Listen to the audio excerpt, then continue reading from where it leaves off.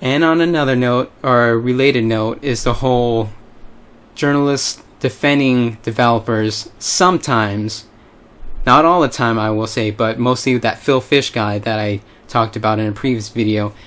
He was defending developers and publishers that are trying to cut up games and sell it to us piece by piece, downloadable content, DLC, expansion packs. And a lot of that stuff, the gaming industry, the actual industry with developers and publishers, they can be pretty bad guys too. People try and blame us gamers, but we're just upset as consumers. You give us a cheap product, we're going to get angry. Right? You give us a cheap product for a high price, and we're going to get angry. And gaming, the price of gaming has gone down over the years. If you were a gamer back in the Sega Genesis times, those things were pretty expensive, and the prices have gone up and down. And then plus the whole economy has gone up and down. I'm not going to go all economics on you. But when you give us a game and then say, oh, here's some extra stuff that you have to buy, or pre-order a game from Walmart, you'll get something here. Pre-order it from Amazon, you'll get something here. Even if it's just an extra, like a weapon or an extra piece of armor, that's still not cool. And then when you give an entire full mission for pre-ordering a game from a certain area, that is totally not cool. You're taking a part of the game out and reselling it to us like that. That is, again, that's just not cool. And then there's the whole on-disc DLC, where they give us a disc with a game, and you only have access to about half the game, or maybe 3/4. But there's still information on that disc that you can't access unless you buy an extra pass, a downloadable pass. And then that unlocks that part of the disc, and then you get to play in that area of the game. That's on-disc DLC. That stuff infuriates gamers. And there's a lot of different types of things that are just unfair, unjustified. I'm just going to say again, it's not cool.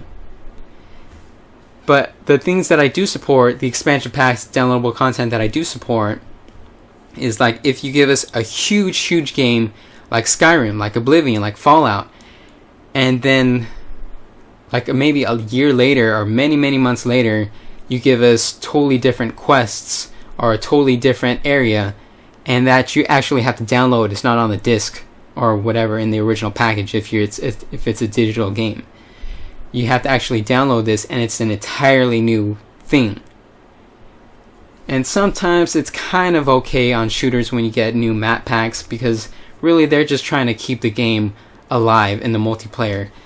But at the same time, on the other hand, I guess you can say, it is not cool to give us just map packs and then charge us $15. Call of Duty started doing that, and they noticed once they can get away with $15, they started doing it. Because it was, at the very beginning, I think it was like $5, then it went to $10, and now it's at $15, and it's just maps.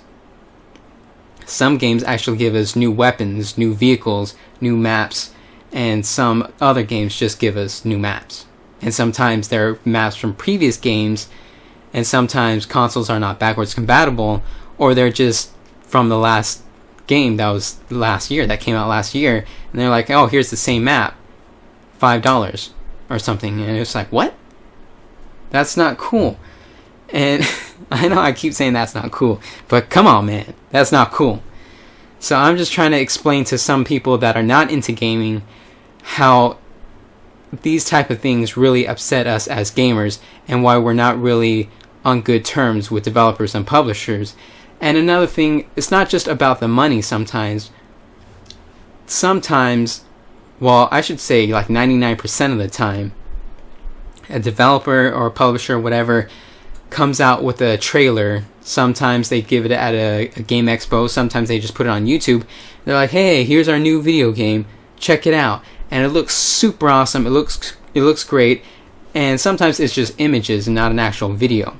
Then you get the game, and it is downgraded to a mass degree. It looks terrible, it plays terrible, it doesn't look anything like the video or the images, and people just think that's totally alright. And as gamers, we just got really upset and fed up with it. So finally, people started filing class action lawsuits against video game developers. Most recently, Gearbox and Sega for Aliens Colonial Marines, I believe was the name. I think I actually wrote a guide on that game. And I actually didn't really hear about it before I wrote a guide on it. I just took it and, wrote a guide on it. But apparently there's great videos of the game, and then when it came out, it was just a mess. I played it. It was a pretty decent game. The single player was, just an average single player. The multiplayer was pretty good. But I guess people just weren't satisfied with what they were originally showed and then what they got. And that happens time and time again, game after game. And again, the gaming community is just getting fed up with it, so we're actually lashing out. And then developers and journalists sometimes get backed up together and say it's your guys' fault that you're never satisfied or something. It's not our fault. It's your guys' fault, and you have to own up to it. Alright guys, so I went on about a 30-minute rant about this whole Gamergate stuff, so I decided to chop the video up into smaller pieces, so make sure you check out the other videos so you know what Gamergate is all about and all this stuff that's going on.